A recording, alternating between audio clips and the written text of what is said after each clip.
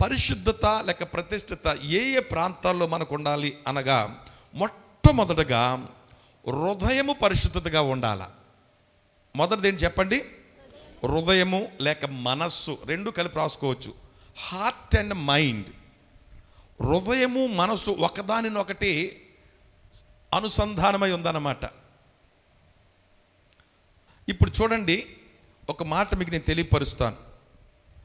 ఈ యొక్క హృదయములోను మనసులో ఏముంటాయి అనేది మనం చూస్తే, హృదయములోను మనసులో ఉన్నట ఆలోచనలు ఉంటాయట.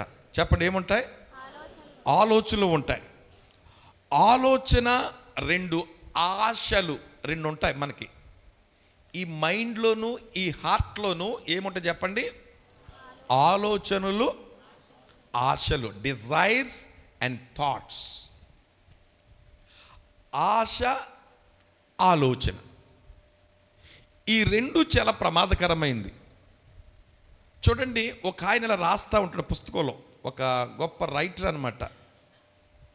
ఒకని యొక్క గమ్యము దేని మీద ఆధారపడి ఉన్నది అన్న దాని గురించి రాస్తూ, ఒక వ్యక్తి యొక్క గమ్యం అంట ఆలోచన మీద ఆధారపడిందట. ఎట్లాగో జాగ్రత్తగా వినండి.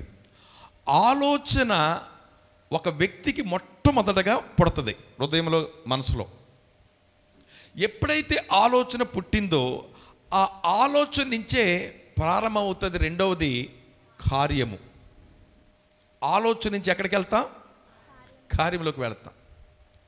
ఎప్పుడైతే పని కార్యం జరిగిస్తామో ఆ కార్యాన్నంట 10-15 రోజులు అదే పని మనం చేసినట్లయితే అలవాటుగా మారిపోద్దట. అలవాటుగా మారిపోద్దట. ఆ అలవాటు ప్రకారంగానే మనం జీవిస్తే చివరికి మన జీవితానికి అది ఏమైపోతుంది? గమ్యంగా మారిపోద్దట. గమ్యము దేని మీద స్టార్ట్ అయిందయ్యా అని అంటే, గమ్యం దేంతో స్టార్ట్ అయింది? ఆలోచనతో స్టార్ట్ అయింది. ఉదాహరణకి, ఒక త్రాగుబోతు అయిపోవాలనుకో, త్రాగుబోతుడండి వీడు అని చెప్పారనుకో, సమాజం అంతా, ఊరంతా కూడా, ఇంట్లో భార్య పిల్లలందరూ కూడా మా నాన్న తాగుబోతాడు, నా భార్య తాగుబోతాడు, లేకపోతే మా వాడు తాగుబోతాడు అని చెప్పారనుకోండి, ఆడికి ఏమని పడిపోయింది జీవితంలో? త్రాగుబోతాడని మచ్చపడిపోయింది. ఎలా ప్రారంభించబడిందో తెలుసా మీకు? అది ఒకప్పుడు కొన్ని సంవత్సరాల కిందట వాడికి ఒక ఆలోచన వచ్చింది. అప్పుడు వాడు త్రాగేవాడు కాదు. కళ్ళుకుండన్నా వాసనన్నా దగ్గర పడేది కాదు. ఛీ అనేవాడు. అట్లాంటి అసహించుకునేవాడు ఎవరితోనో కూర్చున్నాడు, ఫ్రెండ్స్తో కూర్చునేటప్పటికీ వాళ్ళ త్రాగుతా అంటూ ఉంటారు, రే నువ్వు త్రాగొద్దు కానీ మాతో పాటు నువ్వు నంజు తినరా. నంజు ఏంటి? స్టఫ్ అంట. నువ్వు మాత్రం ఏం చేయొద్దు, త్రాగొద్దులే. కూర్చోబెట్టారు. ఒక రోజు అయిపోయింది. మరొకసారి కూర్చోబెట్టారు. వీళ్ళు భలే తింటున్నారు, ఇలా ఉంటుంది. అసలు ఇది ఇలా త్రాగిన తర్వాత ఎలా ఉంటుంది, అసలు ఎలా ఉంటుంది లోపల, అది అనుభవం ఎలా ఉంటుంది? వీళ్ళు త్రాగిన తర్వాత చాలా వెరైటీగా మాట్లాడుతున్నారు. ఒకవేళ నేను కూడా త్రాగి రుచి చూస్తే ఎట్లా ఉంటుందో ఒక్కసారి ఆలోచన వచ్చి వాడు మైదులోకి, ఎప్పుడైతే ఈ హృదయంలోకి మనసులోకి ఆలోచన వచ్చిందో ఆడు అంటాడు, కొంచెం టేస్ట్ చేస్తారు, కొద్దిగా ఉండరా అన్నాడు అనుకోండి. తీరాబోసి టేస్టరా తీసుకోరా అంటాడు. ఆడు టేస్ట్గా తీసుకుని ముందు ఏం చేస్తాడు, వాడు నాలుకలో పెట్టాడు, కాస్త టేస్ట్ చేశాడు. ఆ రోజు కొంచెం ఆడికి పర్వాలేదు అనిపించింది. ఇంకా అక్కడి నుంచి రెండోసారి అంటాడు, రే నన్ను కూడా కలుపుకుంటారు మీతో పాట. ముందేమో స్టఫ్లో కలిశాడు, రెండోదేమో టేస్ట్లో కలిశాడు, మూడోదేమో పార్ట్నర్షిప్ అయిపోయాడు. ఇట్లా నెమ్మదిగా రోజుకి ఆఖరికి ఏమైపోతున్నాడు, దానికి అడిక్ట్ అయిపోయాడు. ఇక లాస్ట్కి కొన్ని సంవత్సరాలకు వాడు ఏమైపోయాడు, వాడు త్రాగుబోతుడు అయిపోయాడు. అంటే ఈ త్రాగుబోతు అన్నటువంటి ఈ గమ్యం ఉందే ఈ జీవితంలో, అదే బ్రతుకనుందే, త్రాగుబోతుడు అయిపోయాడే. దానికి ప్రారంభం ఏమిటాయి అంటే, ఎక్కడో ఎప్పుడో కొన్ని నెలలు సంవత్సరాల కింద వాడు మనసులోకి ఏమొచ్చింది, ఓ చిన్న బ్యాడ్ థాట్ వచ్చింది, ఇది చెయ్యాలి అని. అంటే చెడు ఆలోచన వస్తే అది త్రాగుబోతుడు అయిపోయాడు. ఇప్పుడు ఇంకొక వ్యక్తికి, నేను త్రాగుబోతున్నా, నేను ఎందుకు త్రాగాలి, ఎందుకు నా పరువు పాడు చేసుకోవాలా, ఎందుకు నా ధనాన్ని వేస్ట్ చేయాలా, ఎందుకు నా కుటుంబాన్ని రోడ్డు మీద పడవేయాలా, మానేస్తే బాగుండు అని థాట్ వచ్చింది అనుకోండి. ఇప్పుడు ఆ త్రాగు నుంచి ఏమైపోయాడు వాడు, రావాలి బయట పడాలి అని ఆలోచన వచ్చింది. ఆ ఆలోచన వచ్చినప్పుడు ఇక్కడ ఏం చేయడానికి ప్రయత్నం చేస్తాడు, త్రాగకుండా ఉండడానికి ఏ ఏ మార్గాలు ఉన్నాయో ఆ మార్గాల గుండా ప్రయాణం చేస్తూ ఉంటాడు. ఆ మార్గాల గుండా ప్రయత్నం చేసినప్పుడు చివరికి దాని నుండి వాడు ఏమవుతాడు, అప్పుడు మనకు మాట వస్తుంది ఏమనంటే, అమ్మయ్య మా వాడు ఇప్పుడు చాలా బాగున్నాడండి అంటారు. వీడు బాగున్నాడు అనడానికి కూడా ఏం ప్రారంభమైంది, ముందు ఆలోచన. సో ఈ ఆలోచన, ఈ ఆశలు ఎక్కడ ప్రారంభమవుతాయట, హృదయంలో ప్రారంభమవుతాయంట. చదవండి దయచేసి, ఒక వచనాన్ని మీతో చదివించాలని ఆశిస్తున్నాను. చూడండి దయచేసి, ఆ యొక్క కీర్తనకారుడు రాసినటువంటి ఒక మాట, 51వ కీర్తన 10వ వచనం చదవండి. 51వ కీర్తన 10వ వచనంలో రాయబడినటువంటి మాట, నా అంతరంగములో స్థిరమైన మనస్సును నూతనముగా పుట్టించుము, నీ సన్నిధిలో నుండి నన్ను త్రోసివేయకుము. గమనించండి, దావీదు చెప్తున్నటువంటి మాట, అంతరంగములో, ఇన్నర్ హార్ట్ అని రాయబడింది అక్కడ.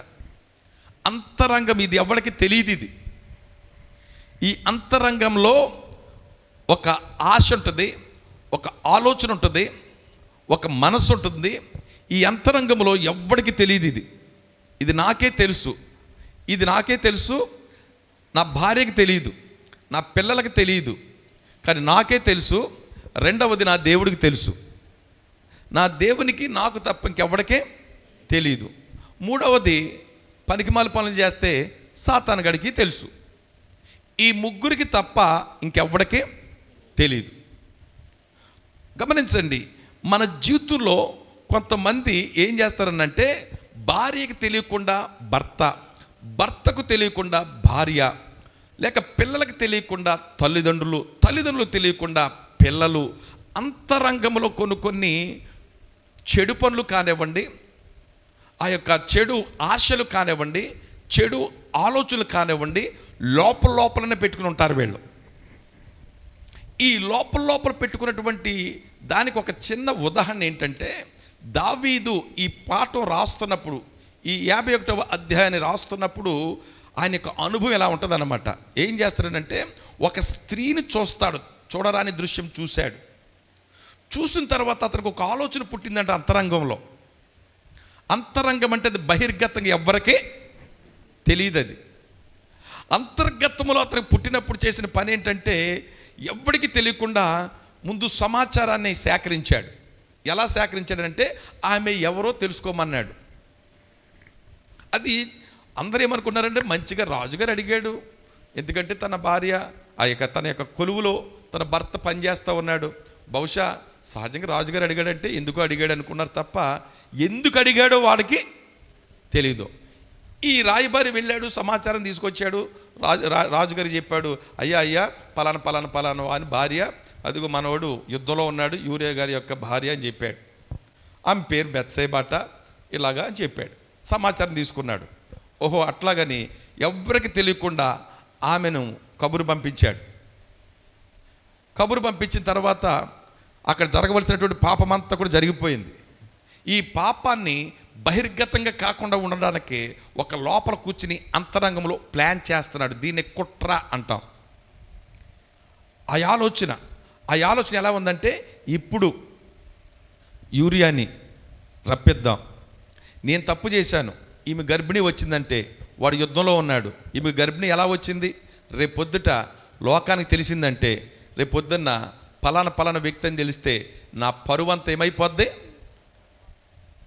అప్రప్రతిష్ట పాలైపోతాను, నవ్వులు పాలైపోతాను, సిగ్గోట్ల పని, పరువు ప్రతిష్టతంతా దిగజారిపోద్ది. కాబట్టి ఇప్పుడు ఇది నేను చేసింది నా మీద ఉండకోకుండా తన భర్త మీదకు గెంటడానికి ఓ ప్లాన్ వేద్దాం అని అనుకుని, ఇప్పుడు ఆ భర్తని, యుద్ధంలో ఉన్నవాడిని ఏం చేశాడు, పనిగట్టుకుని రాజుగారు రప్పించేశాడు. ఎందుకు రప్పించమన్నాడో యోవాబుకు తెలియదు, ఎందుకు వస్తున్నాడో వచ్చి వాడికి తెలియదు. ఎవరికి తెలిసి ఇది మాట్లాడాలి? దావీదుకు మాత్రమే తెలుసు. ఆయన ఎందుకు వస్తున్నాడో ఆయనకి తెలియదు, ఎందుకు పంపించాలో సైన్యాధిపతి ఆయనకి తెలియదు. అంటే ఇది ఎవరికి తెలియదు అన్నమాట. ఇక్కడ గమనించాలి, సైన్యాధిపతికి తెలియదు, యూరియాకి తెలియదు, కౌరు పట్టుకెళ్ళోడికి తెలియదు, రాయబారికి తెలియదు. రాజుగారు రమ్మన్నాడు అంతే, రమ్మన్నారు వస్తున్నాడు అంతే. ఎందుకు రమ్మన్నాడో ఏం జరగబోతుందో ఎవడికనే. ఈరోజు చాలామంది జీవితాల్లో అంతరంగంలో మీ కోరికలు ఎలా ఉన్నాయి చూడండి, ఆలోచనలు ఎలా ఉన్నాయి చూడండి. కోరికలు కాదు, ఆలోచనలు. వారి హృదయాలోచనలు అంట త్రవ్విన గుంటల్లాగా ఉన్నాయట. కొంతమంది గుంట ఆలోచనలు చేస్తూ ఉంటారు. ఎలా పాడు చేయాలి, ఎలా నటించాలి, ఏ విధంగా పక్క వాళ్ళకి హాని చేయాలి, లోపల చెడ్డ ఆలోచనలు. ఈ ఆలోచనలు పెట్టుకుని జీవిస్తున్న వాళ్ళారా, ఇట్లాంటి చెడ్డ తలంపులు, చెడ్డ ఆలోచనలు హృదయంలో పెట్టుకుని, లేక చెడ్డ ఆశలు పెట్టుకుని, పైకి మాత్రం భక్తిగా నటించి మందిరానికి వచ్చి పాటలు పాడి ఆరాధన చేసి ప్రార్థన చేసి వాక్యం చెప్పి ఇలా చక్కగా ముందుకు వెళ్ళిపోతున్నట్లయితే ప్రభు చూస్తున్నాడు. ఇక్కడ అంతరంగంలో ఉన్నటువంటి ఆశ ఆలోచనలు ప్రభు గమనిస్తూ ఉన్నాడు. దావీదు ఏం చేస్తున్నాడు ఎవరు చూస్తున్నారు? కానీ వెళ్ళిన రాయబారికి తెలియదు, వస్తున్నటువంటి యూరియాకు తెలియదు, పంపించిన సైన్యాధిపతికి తెలియదు. రప్పించాడు అంటున్నాడు, సకల మర్యాదలు చేసేస్తున్నాడు. సకల మర్యాదలు. ఈరోజు కొంతమంది మర్యాదలు చేస్తారు మన ఇంటికి వెళ్తే. ఏమిరా బాబు, ఎప్పుడు ముద్దెట్టలేనోడు, ఎప్పుడు పిల్లలు లేనోళ్ళు, ఎప్పుడు చేయలేనోళ్ళు, వాళ్ళ ఇంటి మనకి ఎంత మర్యాదలు చేస్తున్నారు అనుమానం వస్తుంది మనకి. లోపలేదో ఉంటుంది కథ. ఆ కథ కార్యక్రమం తర్వాత బయటపడుతుంది అన్నమాట. ఒక వ్యక్తి ఫోన్ చేశాడు నాకు. ఫోన్ చేసి, అయ్యగారు మీ యూట్యూబ్ ఛానల్లో ఒక మెసేజ్ నేను విన్నాను, నాది కరీంనగర్ జిల్లా, చచ్చిపోదాం అనుకున్నాను, నాకు చచ్చిపోవడానికి ఆత్మహత్య చేసుకుని వెళ్ళిపోవడానికి నేను సిద్ధంగా ఉన్నాను.